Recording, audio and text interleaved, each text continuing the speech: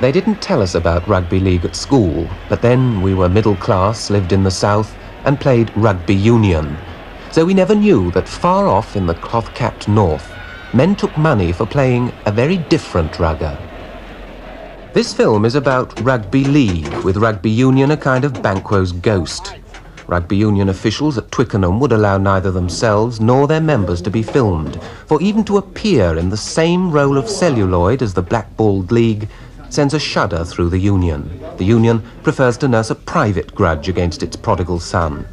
As one official said, "We think we are right, but in the democratic world in which we live, our view might not be understood." It's evening at Wigan, a goodish crowd, and everyone wants the same thing: finesse and fireworks and fitness and force majeure.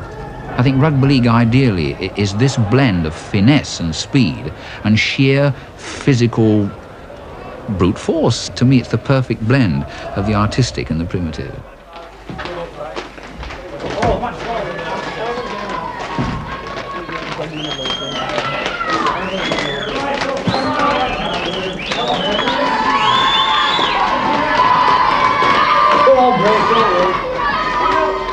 First, the differences.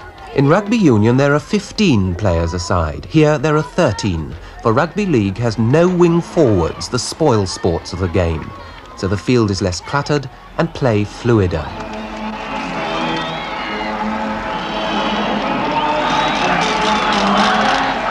Difference number 2.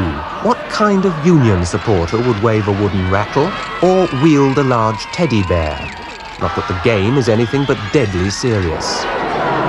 There's two games, you know. There's the game that you see on television and there's the game that you see here. And it can be the same game in the sense that television can be here and Eddie Waring, who is perhaps the best commentator of them all, can be here. But the thing he's presenting comes over as a kind of comedy, doesn't it?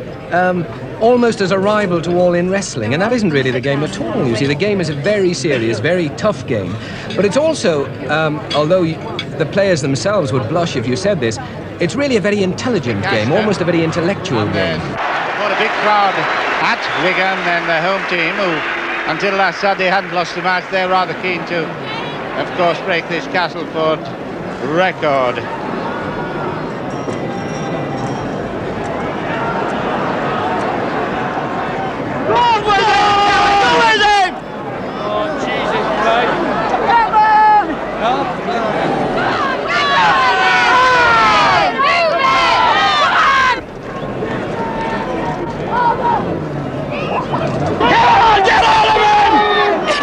And the language, another difference. What a contrast from Old Deer Park or Twickers.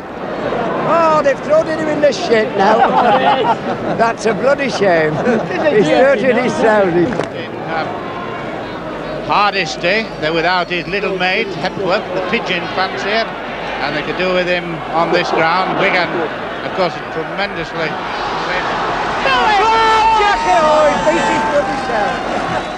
There are fewer hold-ups in league simply because you can't boot the ball out of play direct.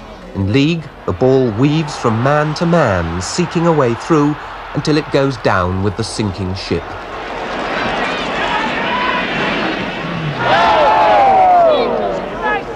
Knock on!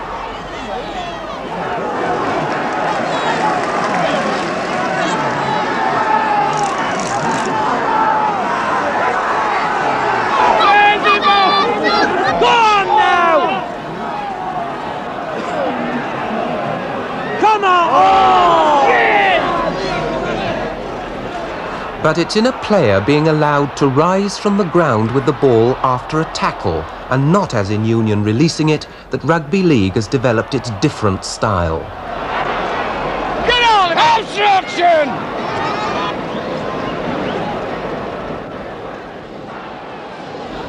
And in England, rugby league never left its cradle. It still lies landlocked in 3 northern counties: the coal and heavy woolen area of Yorkshire, the mill towns of Lancashire and the dockland of Cumberland. Rugby league cannot but throw up encounters that are either Wars of the Roses or local derbies.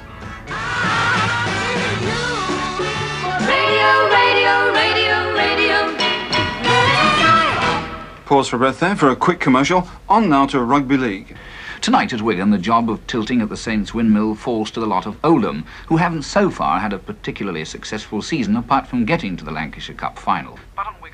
The Union has checked the virus by its control of pitches, a stranglehold on schools and 8 fierce bylaws.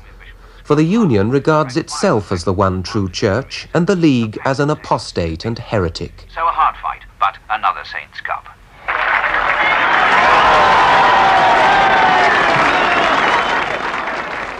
These players are banned from rugby union unless they are servicemen, for tragically it takes war for the true power of British rugby ever to be seen. It's quite understandable for some people to think that rugby union administrators are stuffy, because quite a lot of them are, and quite backward thinking, I believe. They're too terrified of the things that are going on in 1968. They're frightened. They still want to retain this Victorian atmosphere where there is a boss man and there is a serf, and that they're in complete charge of it all. These men are not full-time professionals. During the week they work like anyone else. Factories, mills, you know, something like that. I would say majority of them are working class people who work, you know, joiners, bricklayers. In Yorkshire, hell of a lot of fellas who work down a pit, you know.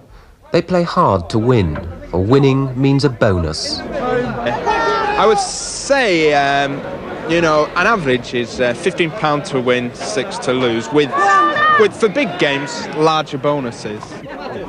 45 smackaroos. But they only get paid if they play. No play, no pay. And when a man is earning £20 a week, if he can earn another £15 or £20 a week on top, it pays him to win. Now put a big top on, Jack. But Rugby League has never scrupled to plunder Union of its best men. A 5th column of League scouts has infiltrated Wales. The Rugby League always wants that colourful person, and you can get more colourful persons from Rugby Union. About a quarter of League players are Union renegades. Some prosper, some are spectacular failures. It costs him about 5,000 for one try.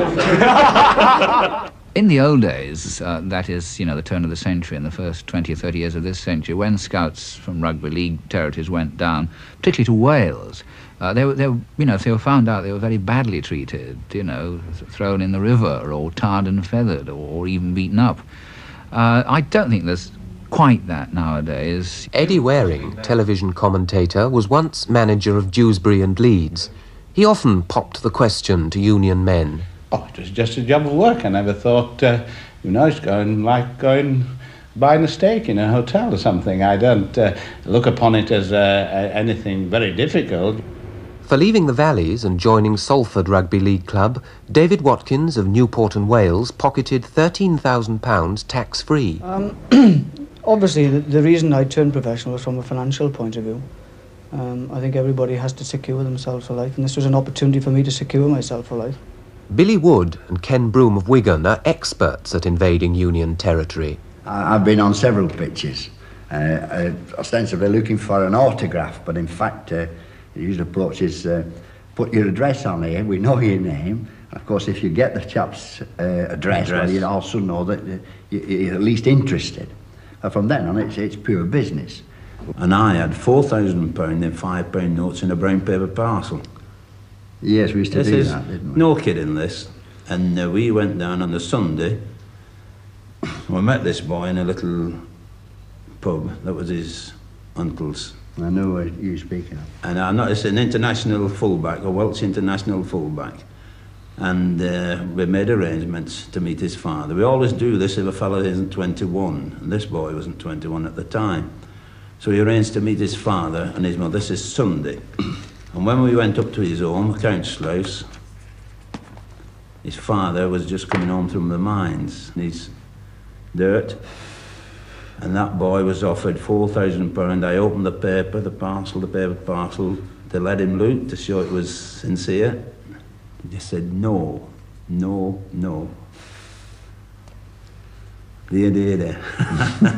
It's usually a working class type of fellow that shall I say, takes the bait or makes the right decision. And I think the only people that we leave alone, we don't seriously. When the people are going to Cambridge, Oxford and Cambridge, we always say, well, that's something out of our, you know, there's no chance of getting these boys, so we just leave them alone. Well, it's no secret. It can't be in my little tiny village of Trebannog at home in the Rhondda Valley because that I was offered money to become a rugby league player because people arrived from Wigan and Leeds, and on a Sunday morning a Rolls-Royce car outside the front door of a terraced house in Wales, well, isn't a commonplace thing, so everybody knew they were there to talk rugby league terms with me.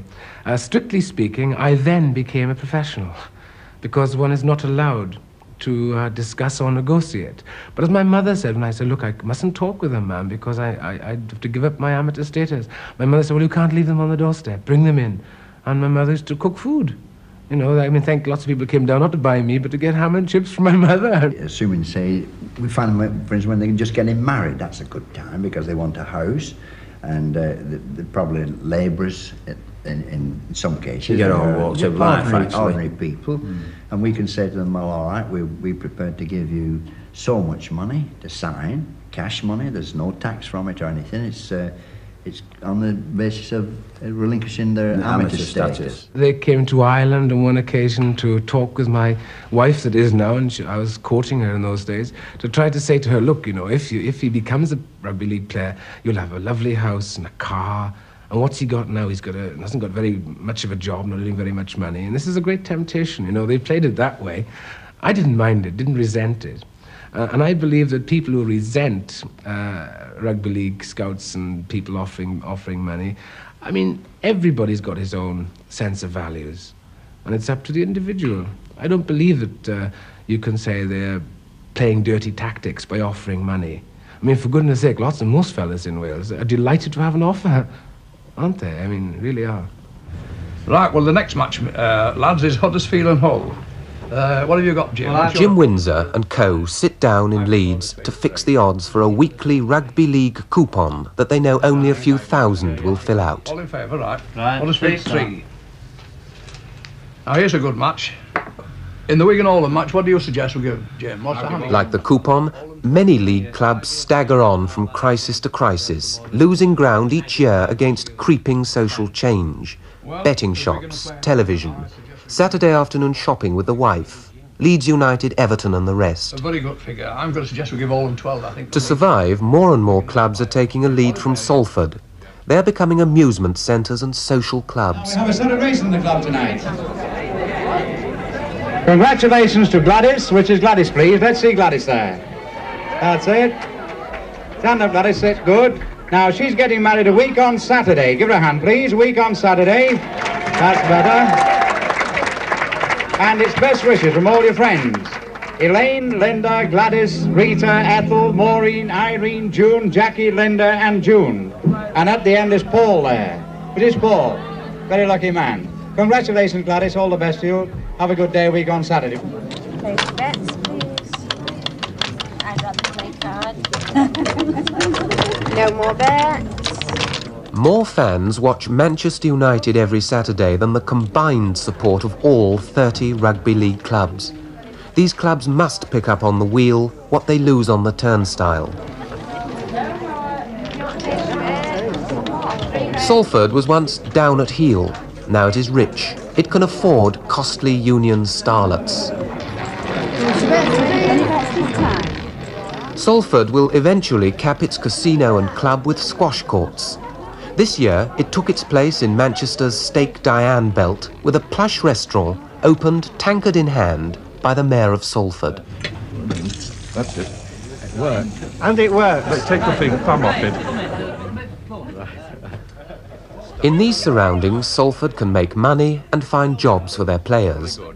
But the club's stately pleasure dome is no more than a carrot to lure the fans, an appendix to the club's prime purpose. If by some other method I can bring people along to watch games, even if it's only to come and eat in a restaurant before the game, and they watch the game and once or twice and they come and they'll be fine, they'll become converted to it.